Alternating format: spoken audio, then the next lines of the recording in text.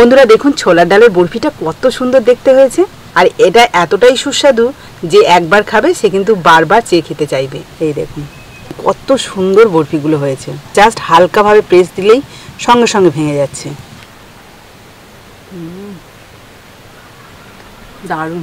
নমস্কার বন্ধুরা, সাবিত্রী কিচেনে সবাইকে স্বাগত জানিয়ে প্রতিদিনের মতো আবারও চলে এলাম আমার রান্নাঘরে নতুন একটা রেসিপি নিয়ে। আর আজকে আমি যে রান্নাটা করব সেটা হলো ছোলার ডালের বরফি। আর এটা কিন্তু দেখতে যেমন সুন্দর, খেতেও কিন্তু দারুণ সুস্বাদু হয়, আর খুব অল্প সময়ের মধ্যে বানানো হয়ে যায় বাড়িতে থাকা কিছু ঘরোয়া উপকরণ দিয়ে। আপনারা শুরু থেকে শেষ অবধি ভিডিওটা দেখবেন, আশা করি ভালো লাগবে।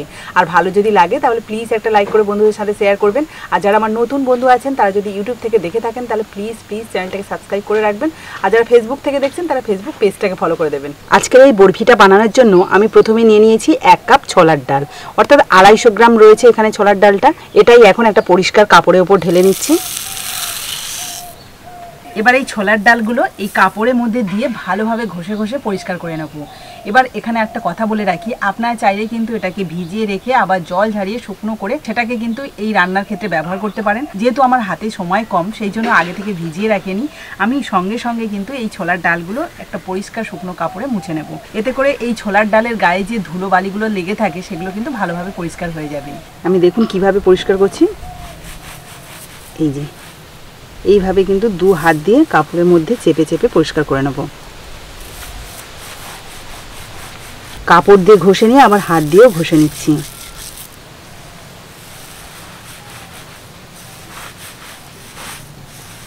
এই দেখুন এত ঘষাঘষি করেছি তাও খুব কম পরিমাণে কিন্তু একটু ধুলো ধুলো ভাব রয়েছে।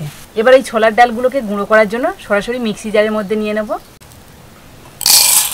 সবগুলো কিন্তু একবারে হবে না, আমি 2 বারে গুঁড়ো করব। অর্ধেকটা দিয়ে দিয়েছি, এবার ঢাকনাটা লাগিয়ে দিচ্ছি। প্রথমবারে মিক্সি জারের মধ্যে যে ছোলার ডালগুলো দিয়েছিলাম সেগুলো ভালো করে গুঁড়ো করে নিয়েছি। এই দেখুন হালকা একটু দানা দানা রয়েছে, এটাতে করে কিন্তু এই বরফিটা খেতে আরও ভালো লাগবে। তো আপনারাও যখন গুঁড়ো করবেন না এরকম দানা দানা একটু রাখবেন। একটা পরিষ্কার পাত্রের মধ্যে ঢেলে নিলাম, বাকিগুলোও একইভাবে গুঁড়ো করে নেব। দেখুন মাত্র 250 গ্রাম ছোলার ডালে বেশ অনেকটাই কিন্তু গুঁড়ো হয়েছে, মানে ডালের গুঁড়ো অনেকটাই। বরফি হবে কিন্তু বেশ অনেক পরিমাণে।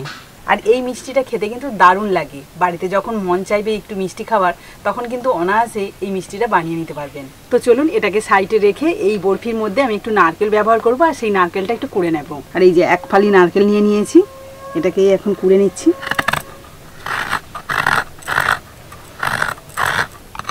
আপনাদের হাতের কাছে যদি নারকেল থাকে অবশ্যই ব্যবহার করবেন, আর যদি না থাকে তাহলে দেওয়ার দরকার নেই। এই দেখুন একটা মালা থেকে আমি অর্ধেকেরও কম একটু করে নিয়েছি। এই দেখুন এইটুকু হলেই কিন্তু হয়ে যাবে। এবার বরফিটা বানাবো, তার জন্য উনুন ধরিয়ে একটা কড়াই বসিয়ে দিচ্ছি। কড়াইতে দিয়ে দিচ্ছি বেশ কিছুটা ঘি। ঘিটা ভালোভাবে গরম হয়ে গেছে, এবারে আমি গুঁড়ো করে রেখেছিলাম যে ছোলার ডাল সেটা দিয়ে দেব। এবার ঘিয়ের মধ্যে এই ছোলার ডালটা খুব ভালোভাবে ভেজে নেব, তাহলে সুন্দর একটা ভাজা ভাজা গন্ধ থাকবে, আর এই বরফিটা খেতেও দারুণ সুস্বাদু হবে। আপনারা তো দোকান থেকে বিভিন্ন ধরনের বরফি কিনে খান, কিন্তু আজকে এই যে বাড়িতে ছোলার ডালের বরফিটা বানাচ্ছি এর স্বাদটা দেখবেন অনেক গুণ ভালো হবে। এটা প্রায় 3 থেকে 4 মিনিট মতো ভালোভাবে নাড়াচাড়া করার পরে এই ছোলার ডালের থেকে সুন্দর একটা ভাজা ভাজা গন্ধ বেরোচ্ছে। এই দেখুন খুব সুন্দরভাবে ভাজা হয়ে গেছে। এবার একটা পাত্রে নামিয়ে নিচ্ছি। এবার একটা মিষ্টি শিরা বানিয়ে নেব, তার জন্য কড়াইয়ের মধ্যে দিয়ে দিচ্ছি 2 কাপ জল। এখানে যেহেতু ছোলার ডাল আমি 1 কাপ ব্যবহার করেছি তাই 2 কাপ জল দিচ্ছি। এবারে এর মধ্যে দিয়ে দিচ্ছি প্রায় 1 কাপ মতো চিনি, দিয়ে দিচ্ছি একটা ফাটিয়ে রাখা এলাচ। প্রায় 2 থেকে 3 মিনিট মতো জ্বালানি দিয়েছি, বেশিরভাগ চিনিটাই কিন্তু গলে গেছে। আর একটু ভালোভাবে ফুটিয়ে নেব। মোটমাট চিনি শিরাটা প্রায় 4 মিনিট মতো ফুটিয়ে নিয়েছি। এবার আমি আগে থেকে যে ছোলার ডালটা ভেজে রেখেছিলাম সেটাই দিয়ে দিচ্ছি। ভালো করে নাড়িয়ে চাড়িয়ে নেব। এই সময় কিন্তু আঁচটাকে একদম লো টু মিডিয়াম রাখবো। আর মিষ্টি ব্যালেন্সটা ঠিকঠাক রাখার জন্য আমি এর মধ্যে দিয়ে দেবো অল্প একটু নুন, একদম খুব সামান্য পরিমাণে দিয়ে দিচ্ছি নুন। আর যে নারকেলটা আমি কুড়ে রেখেছিলাম তার অর্ধেকটা পরিমাণ এখন দিয়ে দিচ্ছি। ভালো করে মিশিয়ে নেব।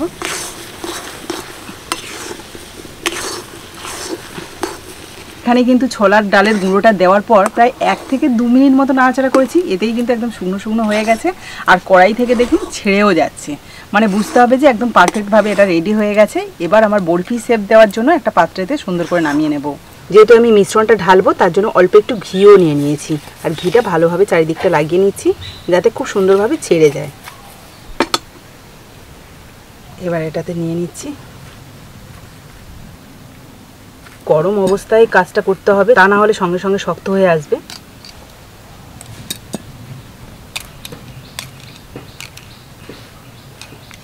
এই দেখুন এরই মধ্যে কিন্তু এই থালা থেকে বা প্লেটটা থেকে সহজে উঠে যাচ্ছে। আরও ঠান্ডা হলে কিন্তু দারুণভাবে উঠে যাবে। তো এটাকে সমান করতে হবে ঠিকঠাক, যতটা সম্ভব আমি এই যে খুন্তি দিয়ে করে নিচ্ছি, তারপরে হাত দিয়ে সমান করে নেব। এবার এর উপরে একটু ড্রাই ফ্রুটস দিয়ে দেবো, এতে করে দেখতে যেমন সুন্দর হবে, খেতেও কিন্তু দারুণ সুস্বাদু হবে। তো চলুন হাত দিয়ে যতটা সম্ভব আমি সমান করে নিলাম। এখানে ড্রাই ফ্রুটস হিসাবে আমি কাজু, কিশমিশ আর একটু নিয়েছি আমন্ড, সেগুলোকে একটু ছুরি দিয়ে ছোট ছোট টুকরো করে নিয়েছি, উপর থেকে ছড়িয়ে দিচ্ছি। আপনারা চাইলে পেস্তা বাদামও দিতে পারেন, তবে আমার হাতের কাছে পেস্তা বাদাম নেই বলে সেই জন্য দিতে পারলাম না। এবং গ্রামের দিকে না দোকানগুলোতে ওই রকমভাবে পেস্তা বাদাম পাওয়া যায় না, সেই জন্য আর দেওয়া হলো না। আর সব শেষেও অল্প নারকেল কোড়াও রেখে দিয়েছিলাম, সেটাও দিয়ে দিচ্ছি। আপনারা চাইলে আরও ড্রাই ফ্রুটস দিতে পারেন পছন্দ মতো। এবার হাত দিয়ে একটু চেপে দেবো যাতে ভালোভাবে সেট হয়ে থাকে। এটাকে এবার একটু ঠান্ডা হতে দেবো, ভালোভাবে ঠান্ডা হয়ে গেলে তারপরে কেটে আপনাদের দেখাবো কেমন হয়েছে। প্রায় 5 মিনিট মতো রেখে দিয়েছিলাম, এতে করে ঠান্ডা হয়ে খুব ভালোভাবে সেট হয়ে গেছে। এবার একটা ছুরি নিয়েছি, এই ছুরির সাহায্যে সুন্দরভাবে কেটে নেব। এখানে কিন্তু আমি আমার পছন্দ মতো শেপ দেবো, আপনারা চাইলে আপনাদের পছন্দ মতো শেপ দিয়ে নেবেন।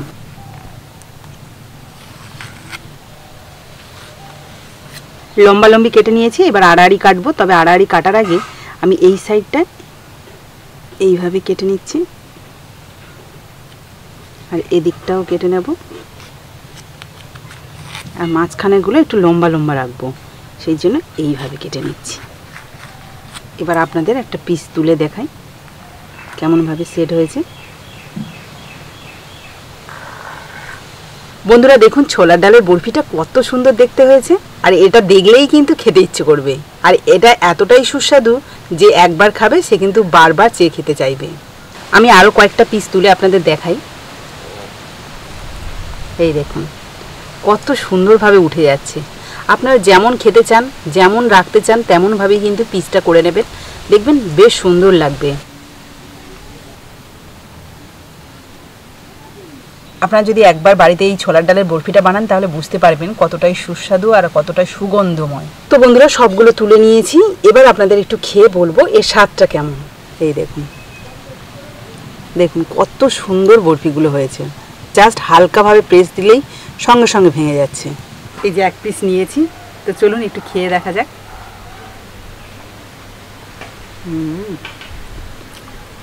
দারুণ স্বাদ।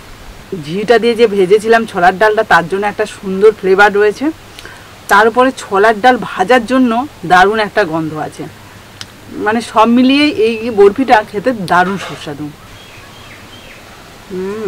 যারা মিষ্টি খেতে পছন্দ করে তাদের তো এটা ভালোই লাগবে, তবে যারা মিষ্টি একদমই খান না তারাও কিন্তু একবার হলেও চেখে দেখবে, এতটাই সুস্বাদু খেতে। তো বন্ধুরা আজকের এই রেসিপিটা আপনাদের কেমন লাগলো অবশ্যই কিন্তু কমেন্টে জানাবেন। আর ভালো লাগলে প্লিজ একটা লাইক করে বন্ধুদের সাথে শেয়ার করবেন। তো আজকের মতো টাটা, পরের দিন আসবো আবার একটা নতুন ভিডিও নিয়ে। ততক্ষণে ভালো থাকবেন, সুস্থ থাকবেন।